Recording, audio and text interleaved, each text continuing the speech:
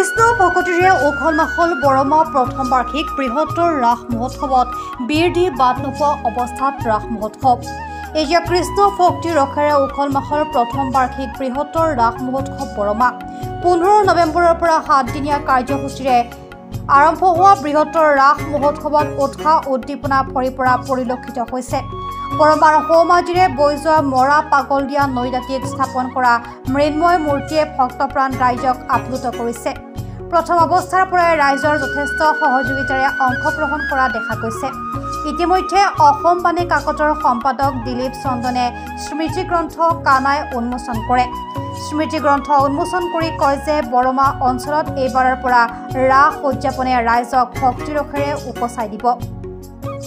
সময়ৰ লগে লগে বৰমা পূৰ্বতকৈ উন্নত হোৱাৰ পিনে অগ্ৰসৰ হৈছে। বৰমাৰ ৰাইজক এনে প্ৰয়াসে নতুন প্ৰজন্মক উৎসাহ যোগাব বুলিও কয় দিলীপ চন্দনে। ইয়াৰ লগতে বৰমা নিবাসী নৃপেন্দ্ৰনাথ শৰ্মাৰ 3খন গ্ৰন্থও উন্মোচন কৰে। কাৰ্যসূচী অনুসৰি আয়ত্ৰীৰ দিহানাম প্ৰতিযোগিতা, লোকগীত প্ৰতিযোগিতা, আধুনিক একক নৃত্য প্ৰতিযোগিতা, আধুনিক গীত প্ৰতিযোগিতা, অসমীয়া বড়ো অনুষ্ঠিত হয়। ৰাস মহোৎসৱৰ তৃতীয় দিনটোত সন্ধিয়াৰ সময়ত লোকে লোকাৰণ্য বৰমাৰ ৰাস মহোৎসৱস্থলী। বহু দূৰ দূৰণিৰ পৰা আহিছে ভক্তপ্ৰাণ ৰাইজ। 7 দিনীয়া বৰ্ণাঢ্য ৰাস মহোৎসৱত ভাওনা, সাংস্কৃতিক অনুষ্ঠান, লোক সংস্কৃতিৰ বিভিন্ন অনুষ্ঠানৰো আয়োজন কৰা হ'ব।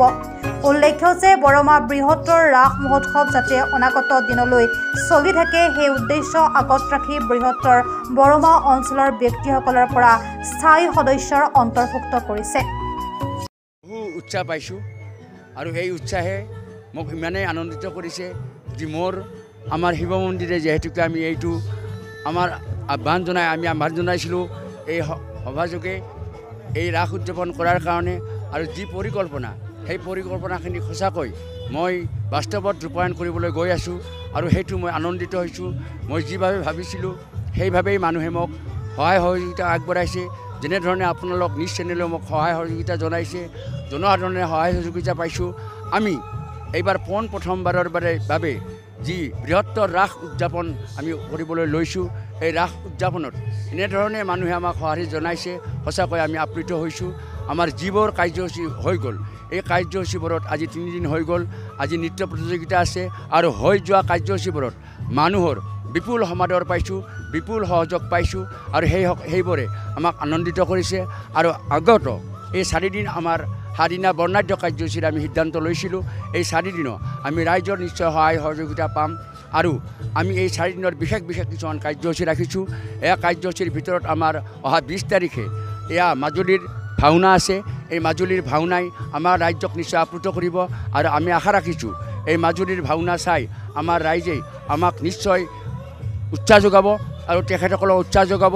অসমৰ সকলো সংস্কৃতি আমি ইয়াত উপস্থাপন কৰাৰ কাৰণে চেষ্টা কৰিছোঁ আৰু সেই মৰ্মে আমি আমাৰ সকলোবোৰ প্ৰতিযোগিতা, নৃত্যকে ধৰি আমাৰ যিবিলাক গান প্ৰতিযোগিতা বা বিয়ানাম প্ৰতিযোগিতা বা আমাৰ দিহানাম প্ৰতিযোগিতা, এই সকলোবোৰ আমি ইয়াত ৰাখিছোঁ। আৰু আগত দিনত আমি আমাৰ লোকেল শিল্পীৰ দ্বাৰা অহা 18 তাৰিখে এই লোকেল শিল্পীৰ এখন ফাংচন আছে।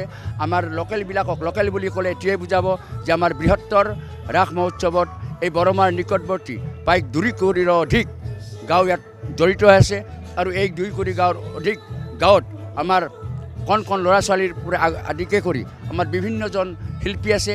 সেই শিল্পীসকলক আমি ইয়াত গান পৰিৱেশন কৰাৰ সুযোগ দিছোঁ। আৰু ইতিমধ্যে আমি আমাৰ সামৰণি অনুষ্ঠানত ভৃগু কুমাৰ কাশ্যপক আমি আমন্ত্ৰণ জনাইছোঁ আৰু এই ক্ষেত্ৰত আমাক অৰূপদে যথেষ্টখিনি সহায় কৰিছে, সহায় আগবঢ়াইছে। আৰু ইয়াৰ কাণ্ডাৰী গণেশ তামুলীক মই তেখেতক এই জৰিয়তে মই তেখেতক সন্মান জনাইছোঁ, তেখেতক মই ধন্যবাদ জনাইছোঁ। তেখেত মোৰ কাণ্ডাৰী বুলি ক'ব লাগিব। লাই খুঁটা তেখেতৰ দ্বাৰা পুতিছোঁ আৰু সেইদিনাৰে পৰা এই মানুহখিনিয়ে মোক এনেকৈ সহায় সহযোগিতা আগবঢ়াইছে যে মই সঁচাকৈ মোৰ আৰ্থিক সমস্যা থাকিলেও মই আগবাঢ়ি গৈ আছোঁ। যিমান সুন্দৰ কৰিব পাৰোঁ সিমান সুন্দৰ কৰিবলৈ আগবাঢ়ি গৈ আছোঁ। আপোনালোকে দেখিছেই যে চাৰিওফালে বীৰ দি পৰা মানুহ আৰু মই দেখিছোঁ পাঠশালাত ৰাস হয়। আজি আমাৰ পাতাচাৰকুচিত হয় টিহুত হয় প্ৰথম 3 দিনত এনেকুৱা মানুহ মই কেতিয়াও দেখা নাই আমি আৰম্ভণিৰে পৰা এতিয়ালৈ যিখিনি মানুহৰ সমাগম পাইছোঁ আপোনালোকে লক্ষ্য কৰিছে আপোনালোকে নিশ্চয় দেখিছে পাঁচতলা বা হাউলি বা নলবাৰীৰ ৰাস প্ৰথম দিন 3 দিন এনে উকাৰে চাব লগা হয় কিন্তু আমি সম্পূৰ্ণ সহায় সহযোগিতা পাইছোঁ প্ৰতিটো অনুষ্ঠানত মানুহৰ ভিৰ আজিও আপুনি চাওক যোৱাকালি আমি দৰঙীয়া সংস্কৃতি ভাউৰীয়া দেখিছিলোঁ লোকাৰণ্য আপোনালোকে নিশ্চয় নিজেই ওপৰত দেখিছে লক্ষ্য কৰিছে আৰু আজিও কিমান সমাগম এই আজি 3 দিনত ভৰি দিছোঁ আৰু 4 দিন আছে আৰু বিস্তৃত আমাৰ কাৰ্যসূচী আছে এই 4 দিনত সেই সকলোবোৰ আপোনালোকে উপভোগ কৰাৰ কাৰণে আমি আমন্ত্ৰণ জনাইছোঁ আৰু আমি আশা ৰাখিছোঁ আপোনালোকৰ ৰাইজৰ সহায় সহযোগিতাত আমি নিশ্চয় বৰমাৰ প্ৰথম বৰ্ষৰ ৰাস সাফল্যমণ্ডিত কৰিব পাৰিম। বাক্সাৰ পৰা দিলীপ বড়োৰ ৰিপৰ্ট অসম প্ৰাইম টাইম।